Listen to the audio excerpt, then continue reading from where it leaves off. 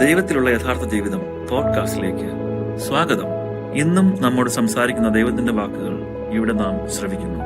വരൂ, ദൈവത്തെ കൂടുതലായി അറിയുവാനും അവിടുന്നുമായി ഗാഠമായ ഒരു വ്യക്തിബന്ധത്തിലേക്ക് പ്രവേശിക്കുവാനും ഇതാ നിങ്ങളെ ക്ഷണിക്കുന്നു. എപ്പിസോഡ് 54 24/11/1987. വസൂല, മാർഗരറ്റ് മേരി അലക്കോക്കിനോട് ഞാൻ പറഞ്ഞിട്ടുള്ള വാക്കുകൾ നീ വായിക്കുക. ഞാൻ മാർഗരറ്റിനോട് ഇപ്രകാരം പറഞ്ഞു: എനിക്ക് ശത്രുക്കളും എന്നെ എതിർക്കുന്നവരുമുണ്ടെങ്കിലും ഞാൻ അവരുടെ മധ്യേ ഭരണം നടത്തും. അതിനാൽ പ്രിയപ്പെട്ടവരെ, ധൈര്യമായിരിക്കുക. ഫ്രാൻസിലെ വിസിറ്റേഷൻ സന്യാസ സമൂഹത്തിലെ അംഗമായിരുന്ന മാർഗരറ്റ് മേരി അലക്കോക്കിന് 1647 1690 യേശു അവിടുത്തെ തിരുഹൃദയം വെളിപ്പെടുത്തി കൊടുത്തു. അതേ കർത്താവേ. പരിശുദ്ധ ത്രിത്വത്തെ കുറിച്ച് എനിക്ക് ഗ്രഹിക്കുവാൻ സാധിക്കാതിരുന്നപ്പോൾ യേശു നൽകിയ ദർശനം പ്രകാശത്തിന്റെ ഒരു ദർശനം. ഒരു ഗോളത്തിൽ നിന്ന് മറ്റൊന്നിലേക്ക് പ്രകാശം വരുന്നു. പുത്രൻ പിതാവിലായിരിക്കുമ്പോൾ പിതാവും പുത്രനും ഒന്നാണ്. പരിശുദ്ധ ത്രിത്വം ഏകമാണ്. പിതാവ്, പുത്രൻ, പരിശുദ്ധാത്മാവ്. പരിശുദ്ധ ത്രിത്വം മൂന്നെങ്കിലും ഒന്നാണ്, ഏകമാണ്. 3 ദൈവിക വ്യക്തിത്വം എങ്കിലും സത്തയിൽ ഒരു ദൈവം. 25/11/1987 യേശു എന്റെ സമീപത്ത് ഇരിക്കുന്നതായി ഞാൻ ദർശിച്ചു. യേശുവേ, അങ്ങാണോ ഇവിടെ ഇരിക്കുന്നത്? ഞാനാണ്. നീ എന്നെ വിവേചിച്ചറിഞ്ഞിരിക്കുന്നു. വസൂല, നീ ഇപ്പോൾ എന്നിലർപ്പിക്കുന്ന കടുകുമണിയേക്കാൾ ചെറുതായ നിന്റെ വിശ്വാസം കൊണ്ട് എന്നെ ദർശിക്കുവാനും എന്നെ അനുഭവിച്ചറിയുവാനും എന്നോടൊപ്പം എഴുതുവാനും നിന്നെ പ്രാപ്തയാക്കുവാൻ എനിക്ക് കഴിയും. വരൂ, ഞാൻ നിന്റെ പരിശുദ്ധനായ സന്തത സഹചാരിയായിരിക്കും. പിന്നീട്, പ്രിയപ്പെട്ടവളെ, നീ ഭയപ്പെടേണ്ട ആവശ്യമില്ല. എന്തെന്നാൽ നീ ജനിക്കുന്നതിന് വളരെ മുമ്പ് തന്നെ എന്റെ പദ്ധതികൾ ഞാൻ വിഭാവനം ചെയ്തിട്ടുണ്ട്. നീ എനിക്ക് ശുശ്രൂഷ ചെയ്യുമെന്ന് അനാദികാലം മുതലേ ഞാൻ അറിഞ്ഞിരുന്നു. നീ എന്തു പറയുമെന്നോ അഥവാ എന്തു പ്രവർത്തിക്കുമെന്നോ ഓർത്ത് നിന്റെ ഹൃദയം അസ്വസ്ഥമാകരുത്. കാരണം കർത്താവായ ഞാൻ നിന്റെ അധരങ്ങളിൽ എന്റെ വചനങ്ങൾ നിക്ഷേപിക്കും. ഞാൻ നിന്നെ നയിച്ചുകൊണ്ടിരിക്കുന്നു.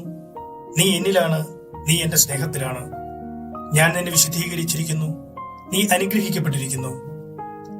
രക്തം വാർന്നൊലിക്കുന്ന എന്റെ ശരീരമായ സഭയുടെ ഏറ്റവും ഉള്ളറകളിലേക്ക് ഞാൻ നിന്നെ നയിച്ചുകൊണ്ടിരിക്കുന്നു.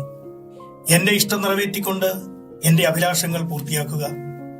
നിനക്ക് വിവേചനപരത്തിലുള്ള കൃപ നൽകിക്കൊണ്ട് ഞാൻ നിന്നെ സഹായിക്കും. എന്നിൽ വസിക്കുക. പ്രിയപ്പെട്ടവളെ, നിന്റെ എല്ലാ ബലഹീനതകളും എനിക്ക് നൽകുക. നിന്റെ എല്ലാ പ്രശ്നങ്ങളും എനിക്ക് നൽകുക. എന്റെ ശക്തി അവയെ ഇല്ലാതാക്കട്ടെ. എന്നെ മഹത്വപ്പെടുത്തിക്കൊണ്ട് നിനക്ക് വേണ്ടി ഞാൻ നിശ്ചയിച്ചിരിക്കുന്ന എല്ലാ പ്രവൃത്തികളും നീ നിറവേറ്റും.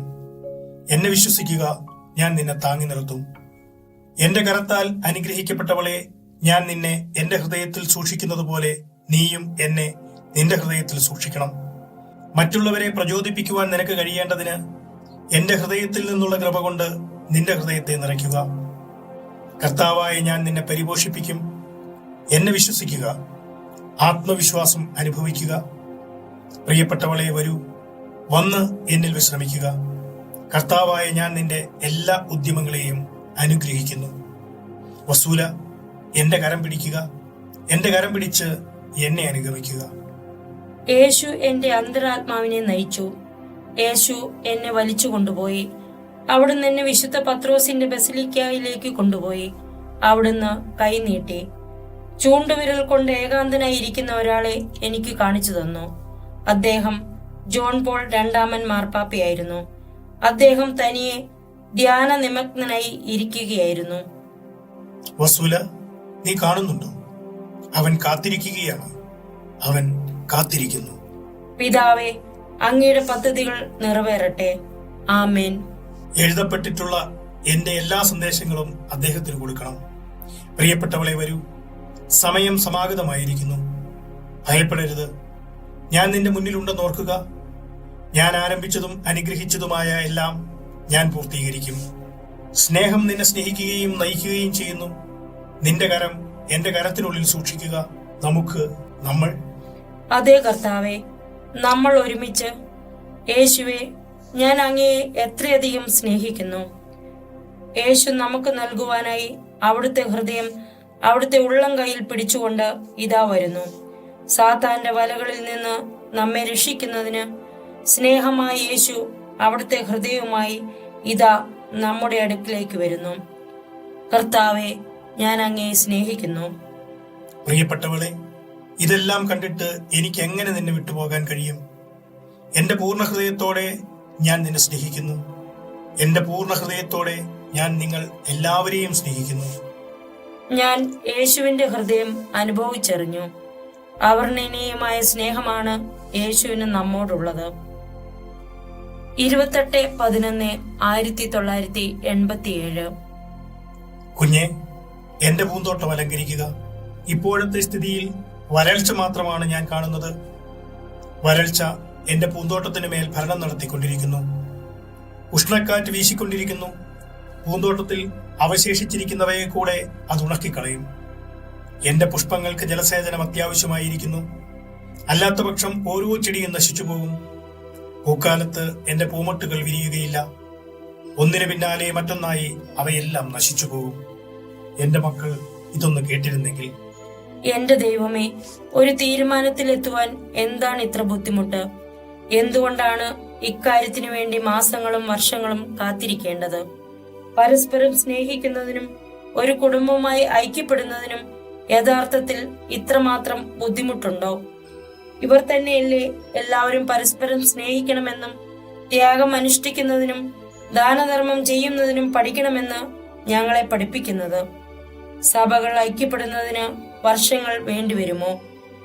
ഇതിനുവേണ്ടി പ്രത്യേക കൗൺസിലുകളും സമ്മേളനങ്ങളും അവർക്ക് യഥാർത്ഥത്തിൽ ആവശ്യമുണ്ടോ? എന്തുകൊണ്ട് അവർക്കൊരു നിർണായകമായ സമ്മേളനം വിളിച്ചു ചേർത്ത് പരസ്പരം ഐക്യപ്പെട്ടുകൊണ്ട് പത്രോസിന് അധികാരം കൈമാറിക്കൊണ്ട് അങ്ങയെ പ്രസാദിപ്പിച്ച് അങ്ങേക്കൊരു പുഞ്ചിരി സമ്മാനിക്കുവാൻ കഴിയുന്നില്ല? എന്റെ കുഞ്ഞ്, നിന്റെ നിർമ്മലമായ ലാളിത്യത്തെ ഞാൻ വളരെയധികം സ്നേഹിക്കുന്നു.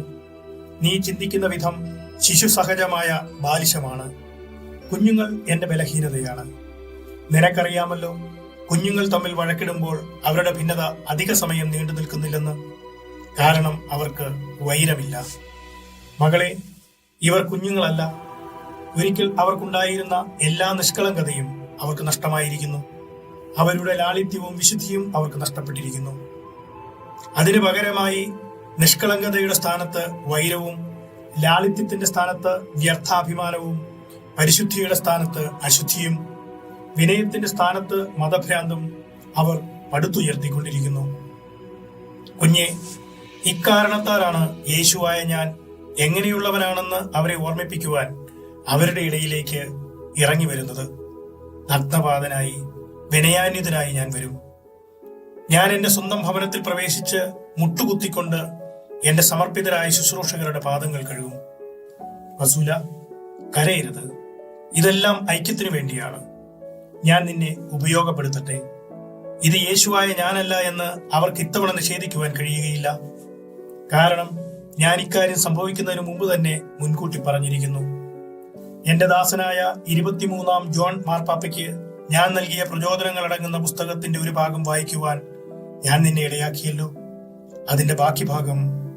കർത്താവേ, അതിന്റെ ബാക്കി ഭാഗം എവിടെ? എന്റെ സഭ അനുഭവിക്കാനിരിക്കുന്ന ഭീകരമായ ദുരിതപൂർണമായ സഹനങ്ങളെ കുറിച്ച് ഞാൻ അവന്റെ ചെവിയിൽ പറഞ്ഞു കൊടുത്തിട്ടുണ്ട്.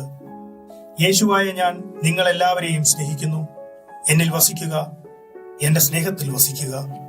29/11/1987. വസൂല, എനിക്ക് വേണ്ടി കൂടുതൽ ത്യാഗപ്രവൃത്തികൾ ചെയ്യുവാൻ നീ ഇപ്പോൾ ഒരുക്കമാണോ? കർത്താവെ, അങ്ങേക്ക് ഇഷ്ടമുള്ള വിധം എന്നെ ഉപയോഗിക്കാം. ഞാൻ അങ്ങയുടെ മുമ്പിൽ എന്നെ തന്നെ പരിപൂർണമായി സമർപ്പിച്ചിരിക്കുന്നു. ഓരോ ദിവസവും ഞാൻ വീണ്ടും വീണ്ടും എന്നെ അങ്ങേക്ക് സമർപ്പിക്കുന്നു. എന്നിൽ വസിക്കുക, എന്റെ സ്നേഹത്തിൽ വസിക്കുക. മകളെ, നിനക്ക് അനേകം പരീക്ഷണങ്ങൾ ഉണ്ടാകും. യേശു എനിക്ക് മുന്നറിയിപ്പ് തരികയായിരുന്നു. അപ്പോഴും നിന്റെ ദൈവമായ എനിക്ക് വേണ്ടി കൂടുതൽ ത്യാഗങ്ങൾ അനുഷ്ഠിക്കുമോ?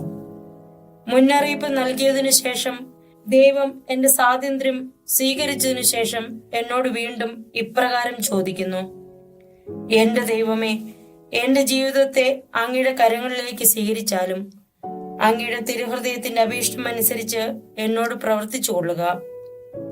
എന്റെ ഏറ്റവും പ്രിയപ്പെട്ട മണവാട്ടി, അങ്ങനെയെങ്കിൽ നീ എന്റെ കുരിശിലേക്കൊന്ന് നോക്കുക. ഞാൻ നോക്കി. യേശുവിനോടൊപ്പം വളരെ വലിയ ഒരു കറുത്ത കുരിശ് ഞാൻ കണ്ടു. എന്റെ പിതാവിനെ മഹത്വപ്പെടുത്തിക്കൊണ്ട് ഞാൻ ആ കുരിശിൽ ആണികൊണ്ട് തറയ്ക്കപ്പെട്ടു. എന്താണ് നിന്നെ കാത്തിരിക്കുന്നതെന്ന് നിനക്ക് മനസ്സിലായോ?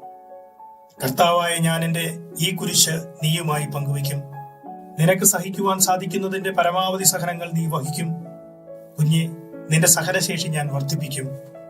പിതാവേ, അങ്ങയുടെ തിരുഹൃദയത്തിന് ഇഷ്ടമുള്ള വിധം അങ്ങേക്ക് കൂടുതൽ മഹത്വം നൽകുന്ന എന്തും എന്നോട് പ്രവർത്തിക്കുക. അങ്ങിൽ വരുന്നതെല്ലാം എന്നെ സംതൃപ്തമാക്കുന്നു. എന്നോട് അനുസരണമുള്ളവളായിരുന്നു കൊണ്ട് എന്നെ പ്രസാദിപ്പിക്കുക. നിന്റെ എന്നോടുള്ള അനുസരണം പിശാചിനെ നിസ്സഹായനാക്കുകയും അവനെ ഓടിച്ചു കളയുകയും ചെയ്യും.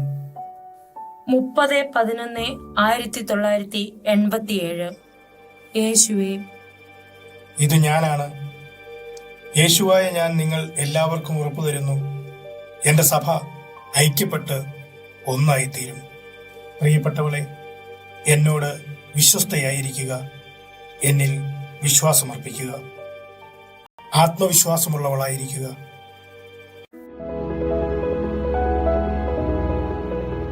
നിങ്ങൾ കേട്ടത് ദൈവത്തിലുള്ള യഥാർത്ഥ ജീവിതം പോഡ്കാസ്റ്റ്. അടുത്ത എപ്പിസോഡിൽ വീണ്ടും കണ്ടുമുട്ടുമ്പോഴേക്കും അവിടുത്തെ കരുണാദ്ര സ്നേഹത്തിൽ ഒരു പടി കൂടെ ആഴപ്പെടാൻ ഇടവരട്ടെ.